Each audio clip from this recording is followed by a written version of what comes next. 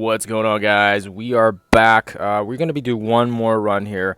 We're going to try to see if we can get as much points as we can for difficulty 8. And we've done basically 7, 8, 6, 5, pretty much all of them now. And I'm not going to go over all the Scourges, but basically the ones that you don't want to avoid is basically the immunity from spawn, the energy ones, the minor bleeds, all the health ones, all the experimental serums. Avoid those.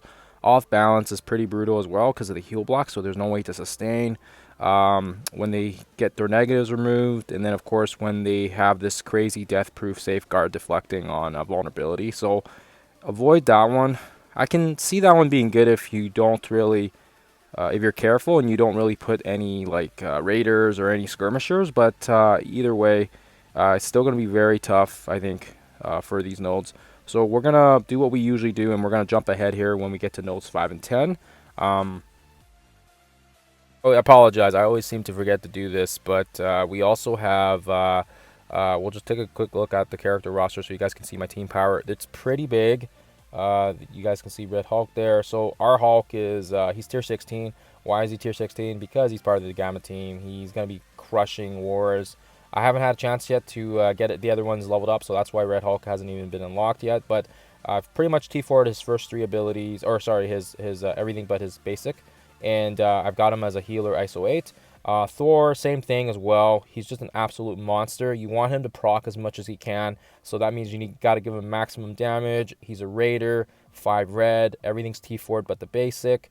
Black Widow, I used her for Dark Dimension 4, so that's why she was tier 15. But I had actually T4'd these long time ago because she used to be like the meta character back in the day, 4 years ago, 5 years ago, whatever, how long ago it was. But she was like the king or queen back then. And of course, we have her T4'd leveled up to 90. I found that, I found that with Black Widow, she really speeds the team up. And she has that stun as well, which is really nice. Valkyrie, level 90, everything's T4'd on her, maximum damage. I could probably tier 16 her as well, but again, the gear, I always want to save my gear. But yeah, she's good because she also doesn't use the Uru as well. So that kind of helps as Guardians out, especially if you leveled up some of the other ones. And then Mighty Thor, also a beast. Her blind and her stuns are awesome. Yeah, I think there's not really much else to say about her. Get her leveled up as much as you can. Oh, I could probably T4 her basic, actually. I didn't even think about that. But yeah, get her and Valkyrie. If you guys don't have them up already, though, they should be priority. And then, of course, I think Hulk and Thor are close thirds and fourth. And then, of course, Black Widow you can probably have as a fifth. But you don't need to have Black Widow. She's good, but you don't absolutely need her. I just found that I really enjoy her speed up and the stun, and it's been going well. So yeah, that's the roster. Let's jump into this in gameplay. All right, so I think you guys have already seen the Scourges we're using, but yeah, we're again, just avoid the health ones. We got 256 points on the docket here. We got through the Bile and the Avenger trait ones, and I thought they were fairly straightforward. Again, I feel like this Scourge overall is a lot easier.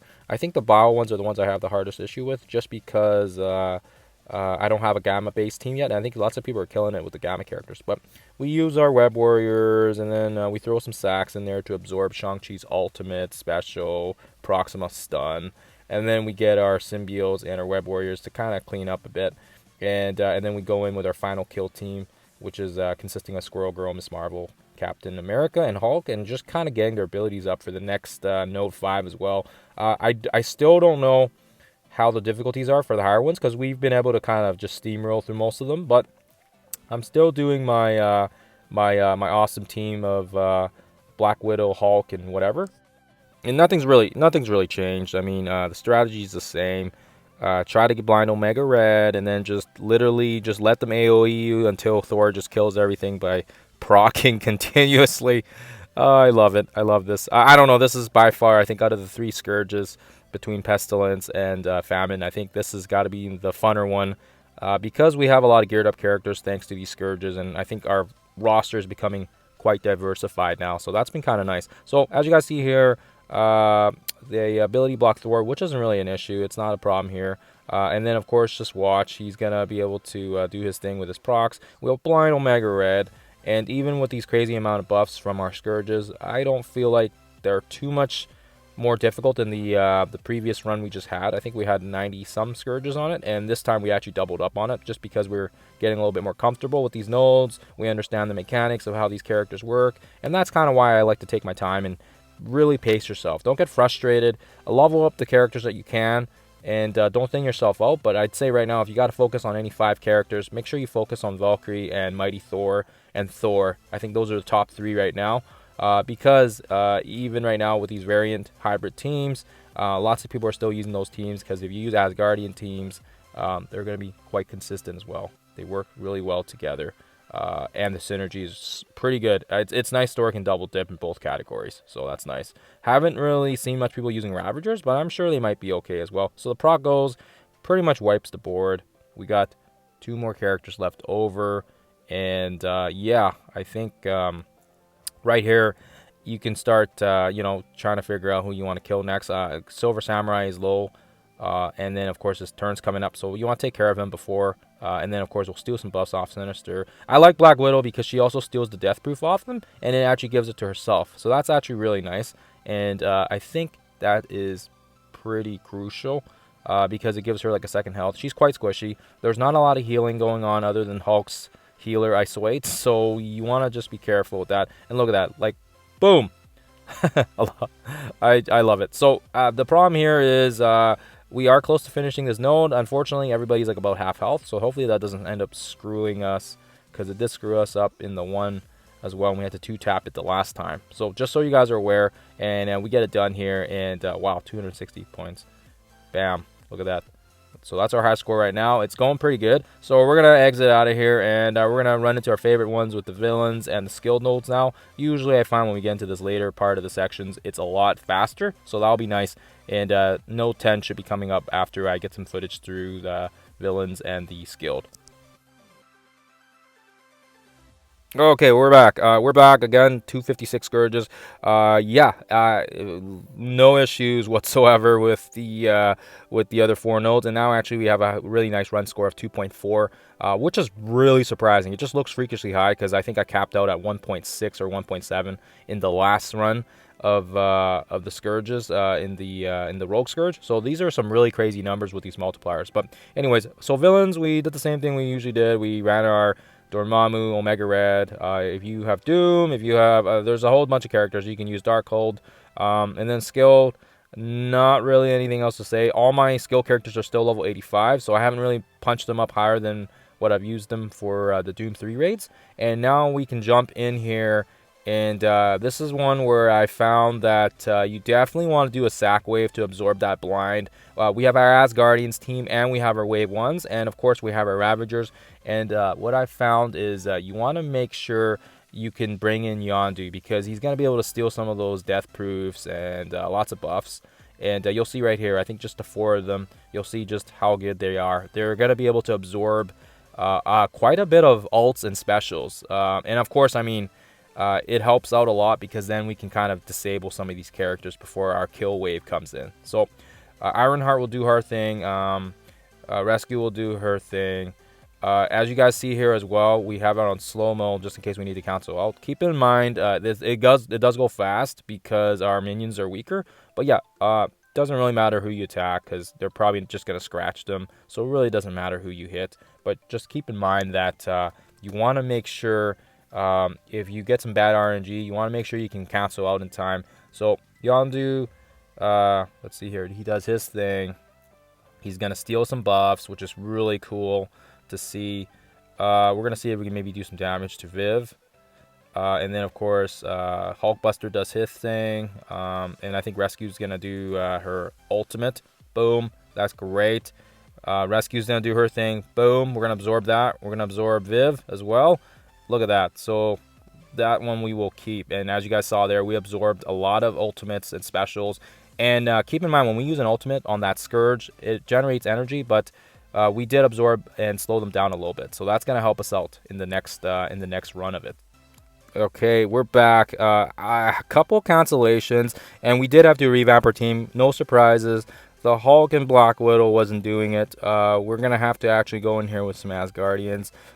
They were just dying too fast. I screwed myself by doing that, and now I'm just kind of refiguring my team out here because they're actually killing Thor too fast. But yeah, don't bring in your characters if they're low. Unfortunately, Hulk and Black Widow are good.